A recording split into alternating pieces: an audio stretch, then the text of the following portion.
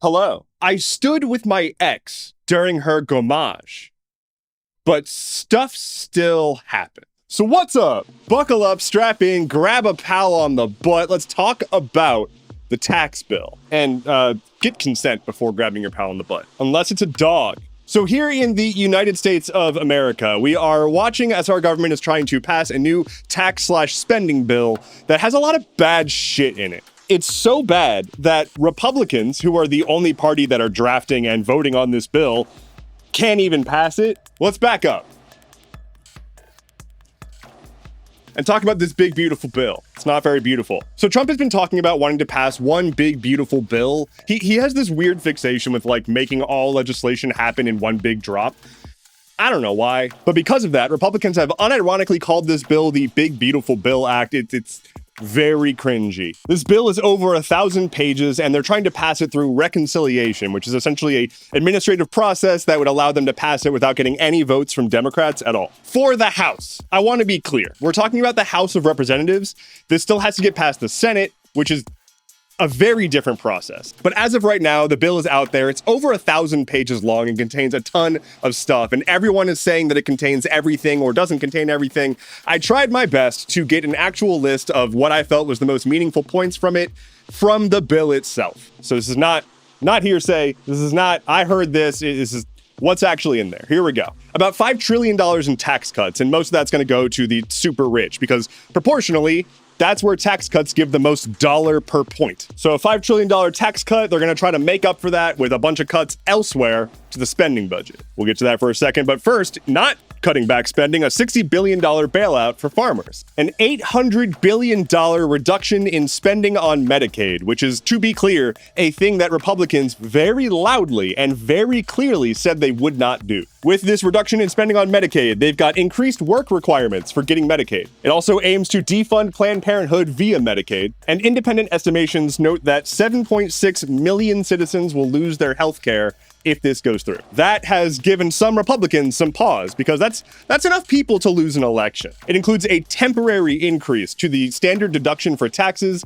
and a bit of a bigger deduction for high tax states like New York. It contains a temporary exclusion of tax on qualified tips and overtime. That is not all of them. That break will only last like during Trump's term through 2028. So it's a temporary break on stuff that still has other requirements around it. It shifts a lot of the cost of SNAP, or food stamps, from the federal budget to state budgets. States don't currently pay a whole lot for SNAP. The Fed does. This moves it down to the state level, which frankly is going to destroy some state economies. For people on food assistance, they are working to increase the age at which you no longer have to work to receive food assistance from 54 to 64. It also removes a provision that exempted adults from the work requirement if they had a child under the age of 18. That limit is now 7. So if you are a parent who has a young child and you need food assistance, you will now need to work after that child is the age of 7. Otherwise, you won't qualify. And when I say work, I mean like there are work requirements, like minimum requirements that are going to vary by locale. Most people who are on food assistance still do have to go do things. They're not just sitting around collecting a check. That's not how that works. It removes a $200 tax on gun silencers that's been in effect since 1934, really tackling those top-of-mind problems like taxes on gun silencers. It gives the president the ability to designate that nonprofits are terrorist-supporting organizations so that he can remove their tax-exempt status. It throws a few $100 billion into very Trumpy efforts like his deportation efforts and his concept of the Golden Dome, which is a missile defense system like the Iron Dome, but it's Trump. So it's the Golden Dome. It expedites approvals and sale of hundreds of thousands of acres of public land for mining, drilling, and logging. Increases the estate tax threshold about $1 million from about $14 million to $15 million. If your family doesn't have that much money, this doesn't apply to you. So this doesn't apply to me. It also establishes a MAGA investment account for babies born between 2024 and 2028, so Trump's presidency, in which the state will put $1,000 into the account and then you can contribute to it and it grows like a baby 401k. It's literally called a MAGA account. They changed the acronym to not have it be Make America Great Again, but it's literally called a MAGA account. So, it's got that stuff in it. Is it going to pass? Probably not. Like I said, there are already Republicans who are like, this goes way too far. Like this does not pull back on spending. This is going to just skyrocket our debt. It's going to remove people's ability to access insurance. It's going to make it harder to get food assistance. It just takes things away while giving tax cuts to the rich. It's what they always do. We knew this was going to happen. But anyway, that's what's in that bill. Let's move on. Kind of tired of talking about tax bill legislature. I want to go back to talking about tax bill legislature. A woman in Georgia is being kept alive against her family's wishes because she was pregnant when she died. Adriana Smith was about 9 weeks pregnant when she had a sudden medical issue that resulted in her death. It came out of nowhere, family devastated. But because Georgia has a quote unquote fetal heartbeat bill, which as an aside, that's not a heartbeat. That's not what a heartbeat is. But because they have a quote unquote fetal heartbeat bill, the fetus has personhood. So this woman has been declared brain dead, and the hospital has her on life support, and the family can't stop them. She's now at about 20 weeks. We don't know how long they're going to be keeping her alive. We don't know what's going to happen to the baby. They don't even know if the baby's going to be okay. This is not healthy for anyone involved. But Georgia passed this law in 2019, and then when Roe v. Wade was overturned, it went into effect. And so now, at 6 weeks, a fetus is considered a full human being with rights. That thing that every medical professional disagrees with, that thing. If you lack a uterus, you might not know that most people don't even know that they're pregnant until like 4 to 10 weeks into their pregnancy. It can go as long as 20 weeks without even knowing that you're pregnant. It's all over the map. But 6 weeks, you're not even going to have a chance to find out. Roe v. Wade was overturned on the cynical sentiment that states wanted to be able to choose whether or not abortion should be allowable. And every state that it's been on the ballot has passed with flying colors. This is because no one wanted it to be up to the states. We were happy with how it was. Overturning abortion rights was a deeply, deeply unpopular move. And it was never about states' rights. Republicans in Missouri are currently trying to overturn a constitutional amendment that the population voted for that enshrined abortion rights. No joke, the state voted to enshrine abortion rights in their constitution, and they're trying to get it overturned against the will of the people, which is about as not states' rights as you can get. I feel like there was once a political party that was against a nanny state having too much overreach into your personal life and medical decisions. I don't know where they went. Can they come back? This past week, over 24 people were killed in Kentucky and Missouri as harsh storms and tornadoes tore through the area. Hundreds of thousands of people are without power, and crews are working around the clock to try to restore power, find people, help people. Can those people get a round of applause? Can we get more general appreciation and recognition for the people who, in the face of catastrophe, abandon their own comfort to help others? Can we do that more? Now, unfortunately, it does seem like this disaster was made worse by the fact that Doge in the current administration recently made a bunch of cuts to NOAA, NOAA, the government wing that tracks the weather. In fact, one day before the storm, the New York Times posted an investigative report into the cuts at NOAA and specifically listed Jackson, Kentucky as one of the locations that was the most desperately understaffed.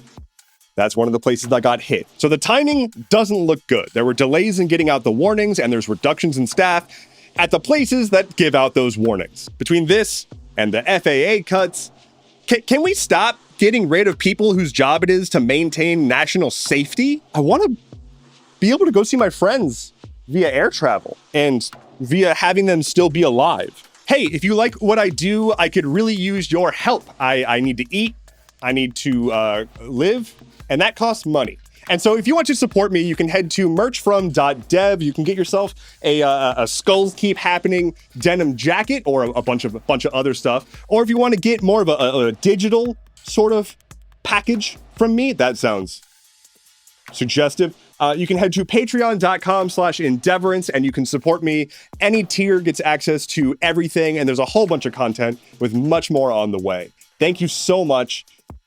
Also, I guess, like, comment, subscribe, that stuff too. Thank you. Back to stuff. All right, I'm done with the United States for this video, but also at large. Let's go on to the world. All of the world. Well, some of the world. You may remember last November, that's fun, in New Zealand, there were some indigenous members of parliament who stood up and performed a haka. If you're not familiar, it's like a ceremonial dance thing. I don't actually know how to describe it. It's fucking rad. It's like somewhere between a showing of pride and celebration or intimidate. It has a whole bunch of purposes, but yeah, so they did a haka in the parliament on the floor. It was a protest against legislation, and the entire world saw it and was like, that's rad, that's sick. But now the New Zealand parliament is looking into punishing the people who participated in that. They want to suspend them for a few weeks, which is like an unprecedented punishment, but don't worry, they're justifying it to themselves. Quote, "We intend to leave members in no doubt that the behavior discussed is not acceptable, and that the intimidation of other members of the House is treated with the utmost seriousness." That utmost seriousness also includes a complaint that during the haka, it looked like one of the members of parliament made a gun shape towards another. Very serious concerns. Anyway, I don't know. I'm gonna side with the indigenous people who were protesting using their culture on the land that their culture is from, that was colonized. I'm gonna stand with them on this one. Eurovision happened again. Eurovision is like a big old song contest. It's like a somewhere between the Olympics and Glee. Bunch of European countries come together, perform songs, and then there's an audience vote and a judge vote. Austria won. Good job, Austria. But notably, second place was Israel, who had an outsized amount of audience votes compared to their judge votes. So there's probably nothing there. We don't really need to look into that. That's nothing. But I do want to take a deeper dive into this little country that got second place. See what they're up to. Oh, they're continuing to carpet bomb Gaza and destroy lives. They've been continuing their next wave of just eradicating Gaza from the map. I can't even keep tallies anymore. I'm seeing articles of 100 people killed in an airstrike last night, and the next day another 93 were killed. Hospitals are shutting down. There's virtually no hospitals left for them to go to. It's basically the end. I've been covering Israel's assault on Gaza for over a year, and the number of times that I've got up in front of this camera and talked about the number of children that have been killed, the amount of atrocities being committed, the fact that virtually the entire world agrees that this is a genocide, ethnic cleansing, that the leadership of Israel need to be held accountable for their actions. Nothing changed. The United States of America has a vested interest in Israel existing, largely from a geopolitical foothold perspective, but also pretty much equally from a death cult fulfillment perspective. It is critically important to the ethos of evangelical Christians in America to have Israel be established and sustained. There are a reason that Christian groups are pushing so hard for Israel to exist. It's not because of their good graces towards Jews. Because again, Israel is not synonymous with Judaism. And so while I don't want to be a doomer, I don't want to be like, oh, there's nothing we can do. There's kind of nothing we can do. The damage has been done. And we're at the point now where the Trump administration is toying with an idea of just resettling 1 million people from Gaza because Israel wants it, and they got to get what they want. Anyway, congrats to Israel for their second place in the singing competition. It's a shame that we couldn't preserve the millions of souls living in what's supposed to be a sacred land. Technology. Stuff keeps happening. We'll be back after I talk to you about white genocide in South Africa. Beep boop. I'm a robot. Okay, backstory. Twitter has the option to tweet at Grok, which is XAI's version of ChatGPT. XAI is Elon Musk's AI company that also technically now owns Twitter. It's a whole thing. My cord is stuck on a button. Fixed it. Anyway, it's a whole thing. Recently, starting around like 3 a.m. one night, Grok started to just include phrases about white genocide in South Africa in response to everything. You could ask it about anything. I saw one that was asking about like baseball contracts. And it was like, yes, this is an interesting baseball contract. But on the topic of white genocide in South Africa, blah, blah, blah, blah. And it was just that for like every response, just everywhere. It was out of nowhere bringing up white genocide in South Africa, which at this point, I want to make it very, very clear.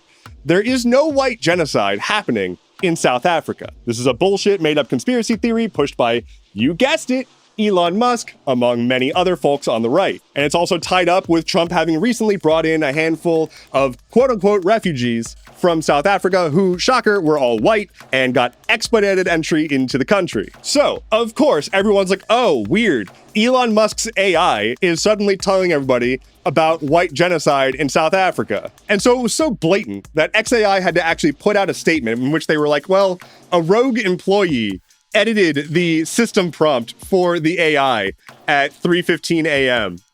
We're looking into it. A rogue employee. Yep. So to make things funnier, they decided to try to save face by publishing their system prompts to GitHub, the open source coding platform. So they're like, the world can see, it's an open source thing. So someone decided to open up a pull request, which is a suggestion for a change to the code, to re-add the line about white genocide and always talking about white genocide to the AI system prompt. And someone at XAI approved that change. It was a joke. The person who made the change was like, this is a gag, but it got included. It was later reverted. But what? So here's a privately held company with direct ties to the White House who's building an AI and for some reason can have a rogue employee completely upturn the entire system and try to shill fabricated stories. Furthermore, they have some rando just approving pull requests on public open source projects that could potentially be detrimental to said project. I have spent half of my life working in the tech industry. That is not how any of this is supposed to work. You're not supposed to be able to just have one guy make changes to the production systems at 3 a.m. without anyone knowing. That is mind-boggling to me. And so here we have a very direct look at why we should not trust AI models. For all of the shrieking and pearl clutching about DeepSeek AI that came from China and how it's got propaganda, here is an American AI company directly getting caught with their pants down having attempted to do that. And specifically, it's an AI company that Elon Musk himself says is supposed to be anti-woke and quote unquote maximally truth-seeking.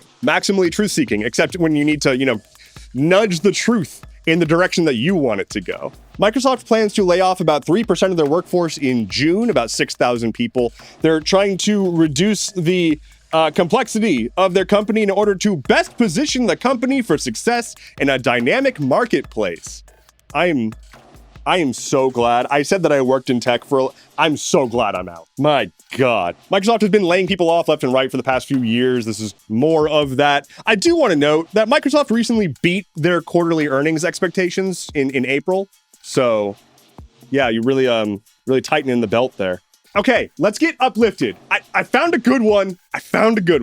So aside from not having white genocide in South Africa, there's also good research happening. Researchers in South Africa have found 2 new genetic signals that can help better identify breast cancer in Black African women. So we know that medical science is way behind on women and Black people. So Black women especially have it real bad in the medical science field, both as researchers and as patients. However, there was recently a genome-wide association study. Don't know what that means, but cool. The study revealed these new genetic identifiers which could help create medicine to target specific cancer cells that exhibit these identities, which is cool. I also learned that Africa has the most genetic biodiversity among people living there. So that's cool too.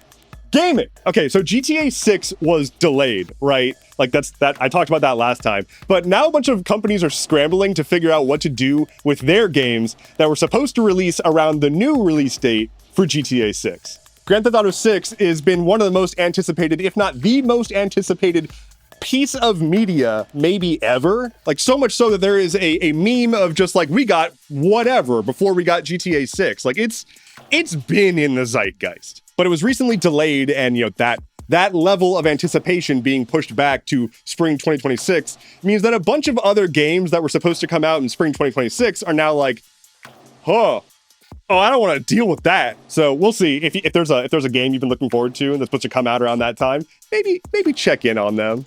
EA is doing a return to office now. Electronic Arts, the behated game publisher, has said that their employees are going to have to come back into the office for at least 3 days a week, and they are no longer doing remote hiring. This, of course, uproots a bunch of people's lives and plans and work-life balance and everything.